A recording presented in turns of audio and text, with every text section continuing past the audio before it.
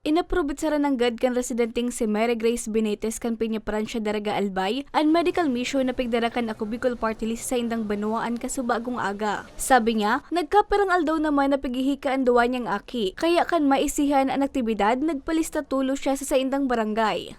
Ako po ay nagpapasalamat sa nagbigay ng mga gamot na para sa may mga sakit na pwede makatanggap ng gamot.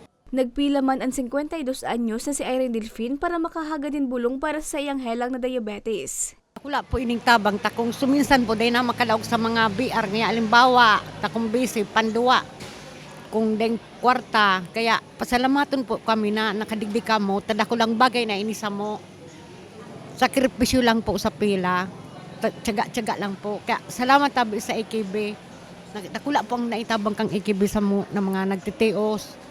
Ang aktibidad na ini dakulang bagay man para kay punong barangay Samson Liena, apisar kaya sa libreng serbisyong medikal na ipapamati man sa indakang partido ang sa indang importansya.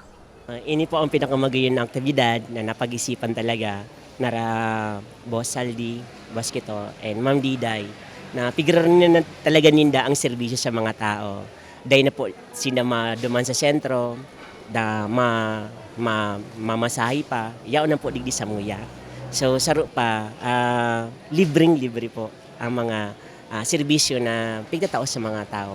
Binuksan man ang medical mission para sa mga taga-barangay Kiwalo, Barangay Gabawan, Barangay Tabon-Tabon asin Barangay Baskaran. Apora sa medical mission, igwa man na dental mission asin libreng pagkaon para sa mga benepisyaryo. Padagos man na nakakatuwang kan partido sa pagkondusir ng mga medical mission ang Bicol Regional Hospital and Medical Center o BRHMC asin PNP. Para sa mga baratang tatak Bicol, Regine Boy.